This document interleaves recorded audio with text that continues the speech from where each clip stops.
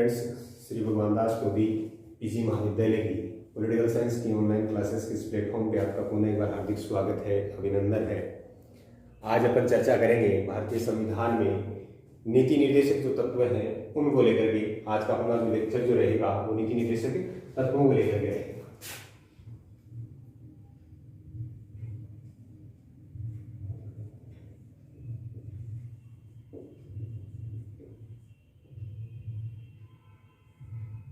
राजनीति विज्ञान नीति निर्देशक तत्व क्लास ये पार्ट सर्किट। टॉपिक जो है वो है नीति निर्देशक तत्व।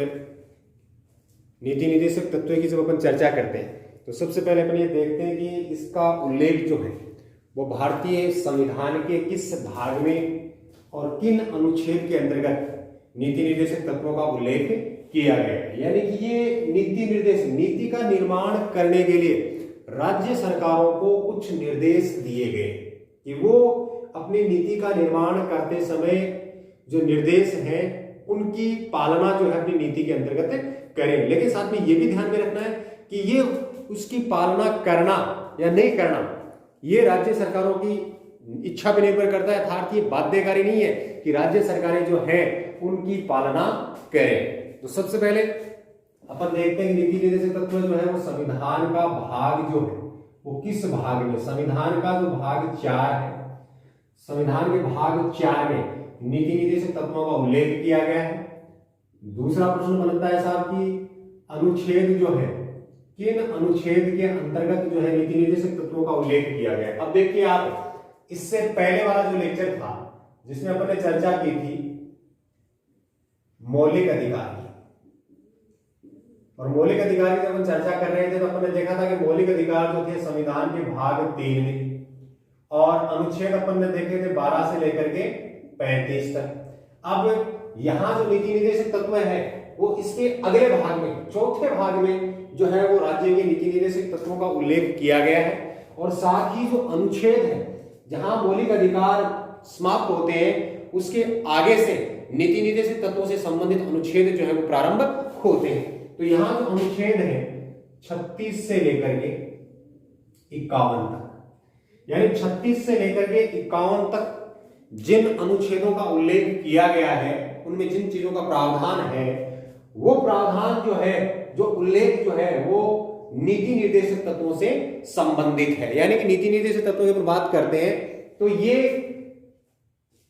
निर्देश है सरकारों को कि वो अपनी नीति का निर्माण करते समय इन बातों का विशेष तौर से अपनी नीति निर्माण के संदर्भ में ध्यान में रखें। लेकिन साथ में ये भी ध्यान में रखना है कि नीति निर्देशक तत्व जो है वो बाध्यकारी नहीं है, बाध्यकारी नहीं है। ये उनकी इच्छा पर निर्भर करता है, सरकारें माने या ना माने ये उनकी इच्छा पर निर्भर करता है। तो यहां सरकारों को नीति का निर्माण करते समय पाबंद नहीं किया जा सकता, बाध्य नहीं किया जा सकता, क्योंकि ये बाध्यकारी नहीं है, केवल निर्देश है कि वो अपनी नीति का निर्माण करते समय इन चीजों का विशेष ध्यान रखें। दूसरी चीज अपन देखते हैं, भारत में जो नीति निर्देशक तत्व अपनाए गए हैं ये आयरलैंड के संविधान से लिए, यानी ये जो ग्रहण किए गए हैं भारत के संविधान में ये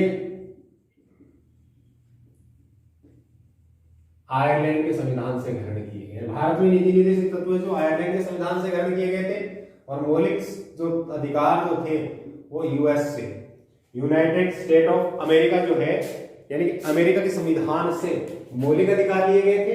नीति निर्देशक तत्व जो है वो आयरलैंड के संविधान से लिए गए हैं। दूसरी ओर नीति निर्देशक तत्वों के संदर्भ में केटी शाह का एक विचार है, उन्होंने विचार दिया था, एक परिभाषा दी थी कि नीति निर्देशक तत्व उस चेक के समान है, यानी नीति निर्देशक तत्व उस चेक के समान है, उस चेक की तरह है जिसके भुगतान की जो तिथि है वो बैंक पर छोड़ दी गई है। यानी कि भुगतान कब करना है ये जो तिथि है वो बैंक निर्धारित करेगी, ये उसकी इच्छा पर निर्भर है कि उसका भुगतान कब कर दिए। ठीक उसी प्रकार से नीति निर्देशक जो तत्व है ये भी सरकारों की इच्छा पे है कि वो नीति के निर्माण के संदर्भ में इनकी पालना करे या ना करे।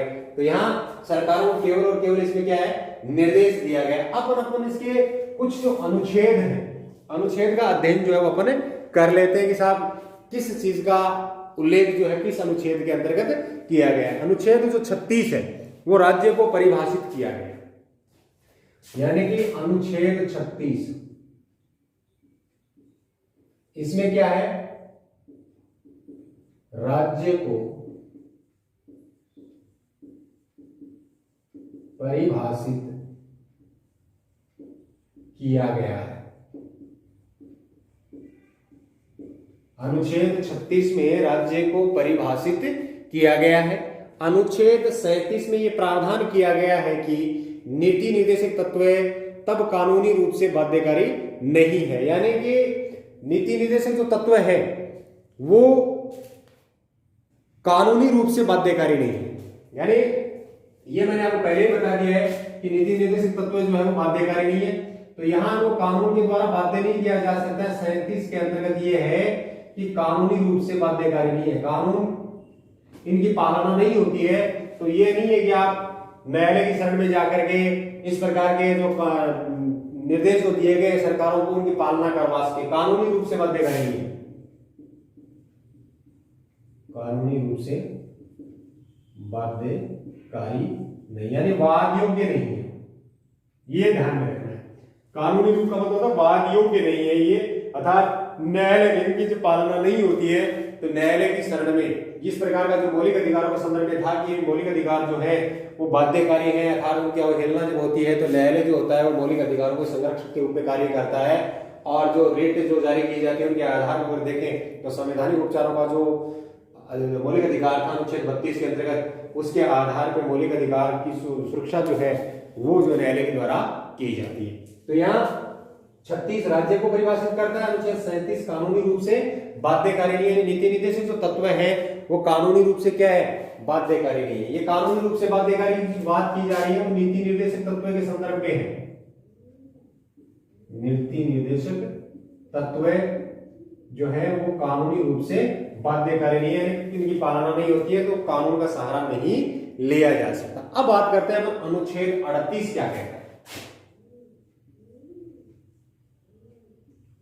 अनुच्छेद 38 यानी कि अनुच्छेद 38 में किस चीज का प्रावधान किया गया है वो अपन ध्यान में रखें। तो इसमें कि राज्य को लोक कल्याणकारी बताया गया है, यानी कि यहां जो है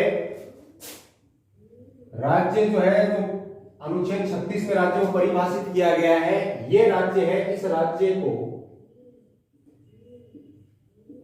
लोक कल्याणकारी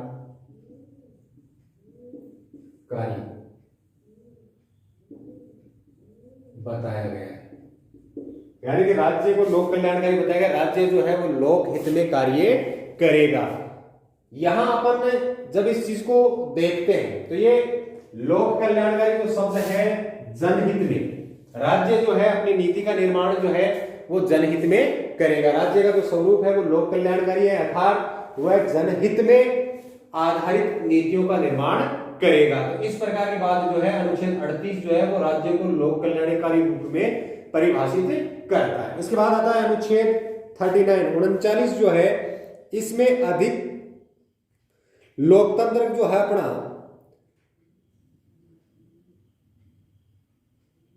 इसकी बात की जा रही है।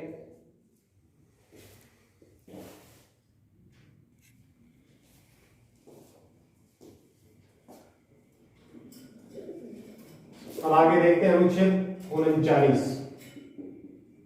अनुच्छेद 39 जो है वो आर्थिक लोकतंत्र की बात करता है, आर्थिक लोकतंत्र, यानी कि अनुच्छेद 39 जो है, अनुच्छेद 39 में आर्थिक लोकतंत्र की स्थापना करने का प्रयास किया गया है, यानी कि आर्थिक लोकतंत्र की स्थापना, यानी कि अनुच्छेद 39 जो है वो आर्थिक लोकतंत्र की स्थापना करता है। अब अपने यहां पर जब इस चीज को देखते हैं कि आर्थिक लोकतंत्र यानी कि यहां लोगों के मध्य जो आय है, आय को लेकर के सरकार जो है उनमें ये प्रयास करेगी कि समान कार्य के लिए समान वेतन जो है वो दिया जाएगा। इसके अलावा आर्थिक जो संसाधन है उनके विकेंद्रीकरण पे बल दिया जाएगा, यानी कि समान कार्य के लिए समान वेतन, समान कार्य के लिए समान वेतन, और इसके अलावा आर्थिक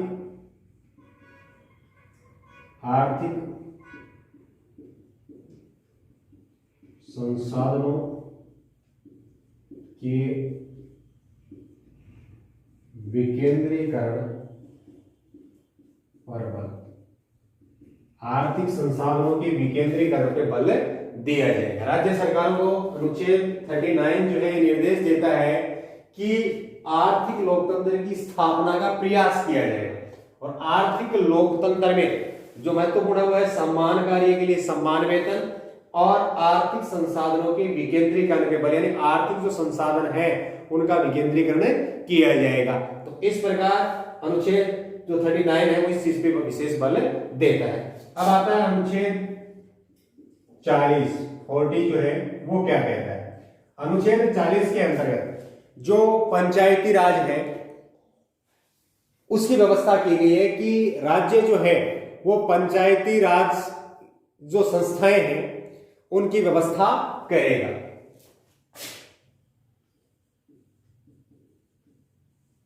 पंचायती राज संस्थाओं की व्यवस्था, यानी पंचायती राज संस्थाएं हैं उनकी व्यवस्था का जो उल्लेख है वो अनुच्छेद 40 करता है। इसके साथ ही जब अपन गांधी जी की बात करते हैं, गांधी जी जब ग्राम सभाओं की बात की थी, पंचायती राज यानी गांवों की सरकार की बात की थी, पंचायतों की सरकार की बात की थी, उससे संबंधित जो अनुच्छेद है वो 40 है। गांधी जी की उसी विचारों को ध्यान में रखते हुए संविधान निर्मात्री सभा ने उनको अनुच्छेद 40 के अंतर्गत ये स्थान दिया है कि राज्य जो है वो पंचायती राज जो संस्थाएं हैं, स्थानीय जो स्वशासन है उन पे बल देगा, यानी उनकी स्थापना का प्रयास करेगा। और इसी संदर्भ में पंचायती राज संस्थानों को कानूनी जो दर्जा जो दिया गया था वो 73वां संविधान संशोधन, 73वां संविधान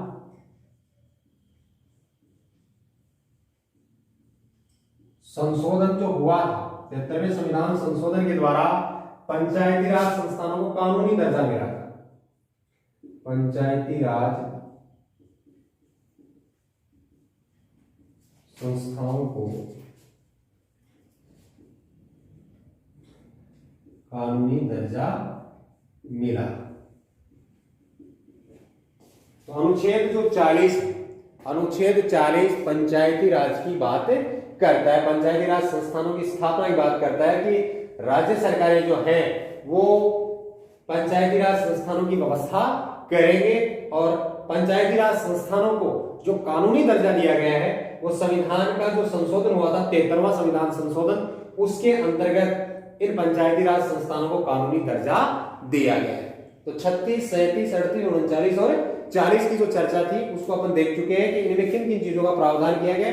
आपको थोड़ा सा बस यही ध्यान रखना है कि नीति निर्देशित जो तत्व हैं वो राज्य सरकारों को नीति निर्माण करते समय इन बातों को ध्यान में रखते हुए कार्य करें, इस प्रकार का निर्देश देते हैं। अब ये बाध्यकारी नहीं है क्योंकि सरकारें जो है वो उनकी इच्छा पे है कि वो इस प्रकार के निर्देशों की पालना करे या ना करे। तो यहाँ ये वादियों के नहीं है, कानून न्यायालय के अंदर अगर इनकी पालना नहीं हो तो न्यायालय में चुनौती नहीं दी जा सकती है, ये बाध्यकारी नहीं है। जिसका उल्लेख अपन देख सकते हैं कि 37 में भी है कि नीति निर्देशित तत्व कानूनी रूप से बाध्यकारी नहीं है, कि सरकारें जो है कानूनी रूप से इस प्रकार की स्थापना करने के लिए बाध्यकारी नहीं की जा सकती।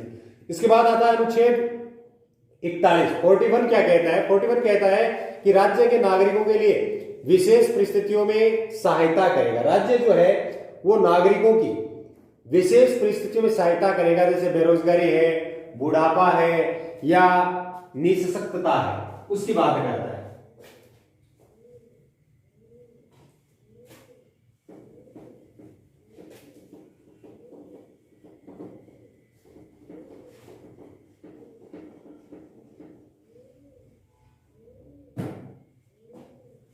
यानी कि अनुच्छेद, ये भी बहुत महत्वपूर्ण है, अनुच्छेद 41 क्या कहता है कि राज्य नागरिकों की विशेष परिस्थितियों में सहायता करेगा। और विशेष परिस्थितियां हैं जैसे बेरोजगारी है,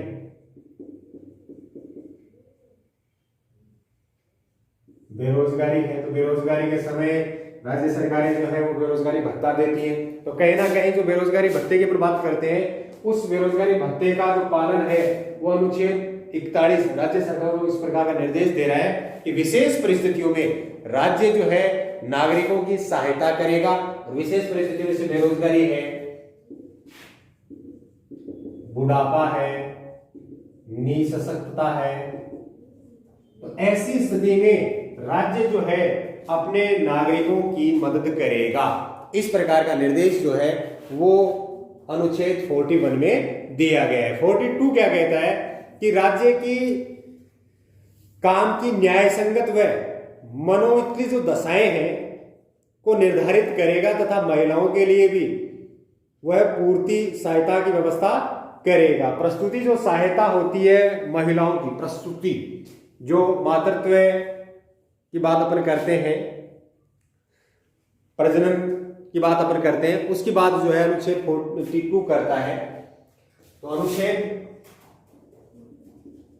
42 है वो राज्य को किस प्रकार के निर्देश देता है, वो राज्य को निर्देश देता है कि राज्य जो है वो काम की जो न्याय संगत, यानी काम करने की जो परिस्थिति है उसको न्याय संगत तरीके से और मनोविचलित यानी कि मानसिक दशाओं के आधार पे कि व्यक्ति कितना परिश्रम कर सकता है, उसके आधार को देखते हुए उसकी जो कार्य घंटे हैं वो तय किए जाएंगे। तो यहाँ यह अनुच्छेद जो है वो राज्य को इस प्रकार का निर्देश देता है कि काम जो है, कार्य जो है, व्यक्ति को कार्य की जो बात की जा रही है वो राज्य न्याय संगत तरीके से,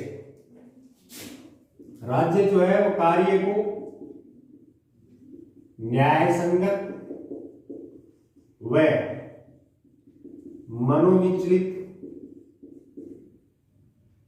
मनोविचलित जो दशाएं हैं, दशाओं का निर्माण करने की जो बात है वो राज्य को कही गई कि निर्धारण करेगा, मनोविचलित दशाओं का निर्धारण करेगा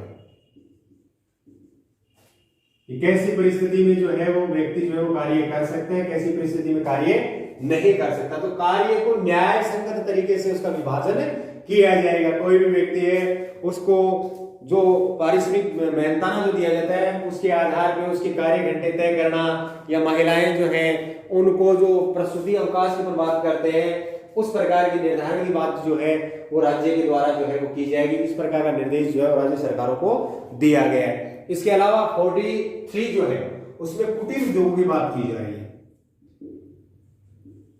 राज्य जो है वो कुटीर उद्योगों की स्थापना जो है उसका भी प्रयास करेगा। यानी 43 जो है वो ये कहता है कि राज्य कुटीर उद्योगों को बढ़ावा दे ताकि अधिक से अधिक रोजगार प्राप्त हो। तो कुटीर उद्योग जो है, कुटीर उद्योगों को बढ़ावा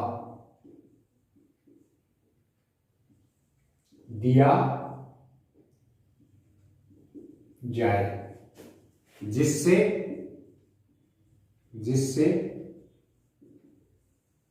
अधिक से अधिक रोजगार उत्पन्न हो। इस प्रकार का प्रयास जो है राज्य को करना चाहिए। अनुच्छेद 43 जो है इस प्रकार की बात करता है। 44 जो होता है उसमें सम्मान नागरिक संहिता का प्रावधान किया गया है।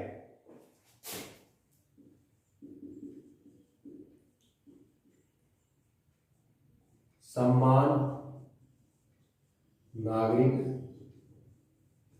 संहिता सभी के लिए, राज्य में निवास करने वाले सभी नागरिकों के लिए एक सम्मान नागरिक संहिता जो है उसका प्रावधान जो है वो 44 करता है। ये राज्य सरकार को निर्देश दिया कि राज्य सरकारें जो है अपने नागरिकों के लिए समान नागरिक संहिता का निर्माण करे। इसके अलावा 45 अनुच्छेद 45 जो है वो ये निर्देश देता है कि 6 से 14 वर्ष के जो बच्चे हैं उनके लिए निःशुल्क व अनिवार्य शिक्षा की व्यवस्था जो है राज्य के द्वारा की जाए। यानी यहां 6 से 14 वर्ष के बालक जो है उनकी बात की जा रही है। इन बालकों के लिए निःशुल्क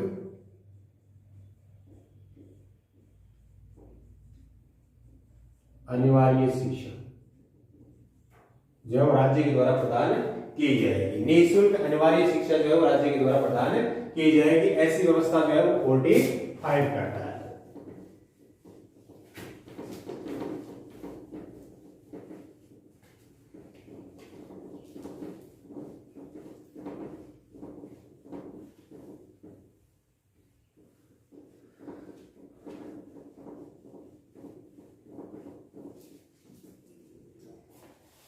इसके अलावा 46 जो है वो राज्य के अनुसूचित जाति व जनजाति के शैक्षिक विकास के लिए विशेष प्रकार के प्रयास करेगा।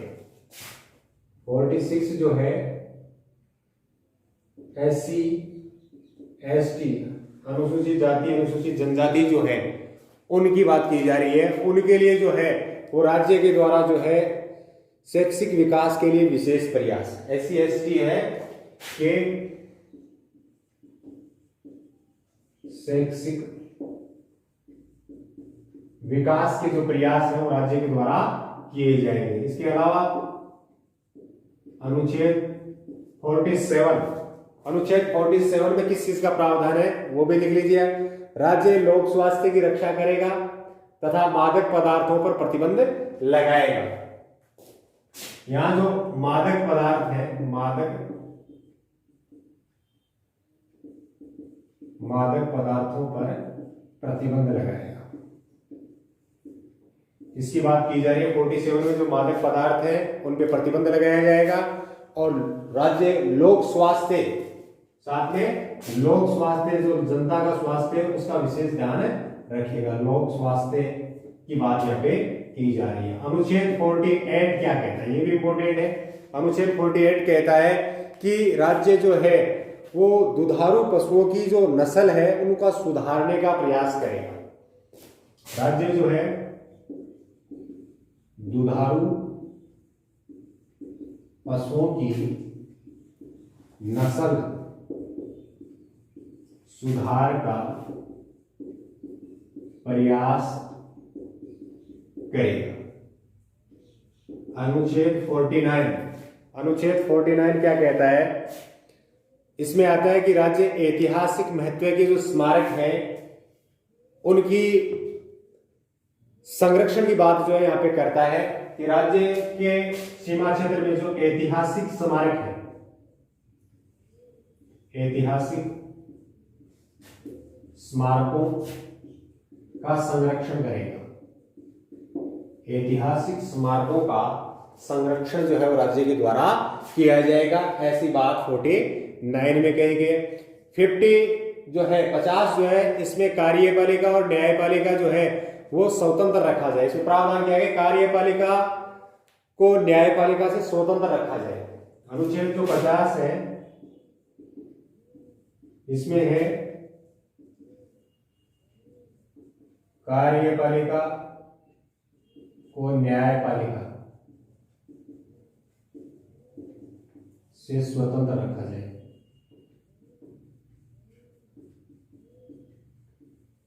न्यायपालिका अपना कार्य करे, कार्यपालिका अपना कार्य करे। ये जो है अनुच्छेद 50 इसकी व्यवस्था करता है। और 51 जो है इसमें विश्व शांति के लिए विशेष प्रावधान करने चाहिए। राज्य को विश्व शांति की बात कर रहा है यहाँ पे, विश्व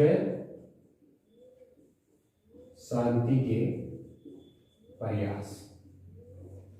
अपन जब भारत की विदेश नीति की चर्चा करते हैं तो विदेश नीति का संबंध भी अनुच्छेद 51 से विश्व शांति का जो संबंध है इसमें जो सरकारें हैं विश्व शांति का प्रयास करेंगी। तो विदेश नीति का उल्लेख जो अलग से किसी अनुच्छेद में नहीं किया गया है, विदेश नीति का सीधा संबंध जो है अनुच्छेद 51 के अंतर्गत किया गया। तो आज के इस लेक्चर के माध्यम से अपन ने जो राज्य के जो नीति निर्देशक तत्व है उनको समझने का प्रयास किया है। हालांकि अपने को केवल इसकी सामान्य जानकारी अपने पास होनी चाहिए कि नीति निर्देशक तत्व जो है वो क्या होते हैं, किस प्रकार के निर्देश देते हैं, सरकारें इसकी पालना करें या ना करें, नहीं करें तो न्यायालय की शरण ली जा सकती है, नहीं ली जा सकती है। तो यानी इस चीज को ध्यान रखना कि ये बाध्यकारी नहीं होते। संविधान के किस भाग में है, भाग 4 के अंदर किस अनुच्छेद की बात की जाती है, तो अनुच्छेद 36 से लेकर 51 तक है। और इनमें जो महत्वपूर्ण अनुच्छेद है उनको आपको थोड़ा ध्यान में रखना है कि इस प्रकार के निर्देश जो है किस अनुच्छेद के अंदर दिए गए हैं। तो आज की इस क्लास में इतना ही, मिलते हैं अगली क्लास में, तब तक के लिए धन्यवाद।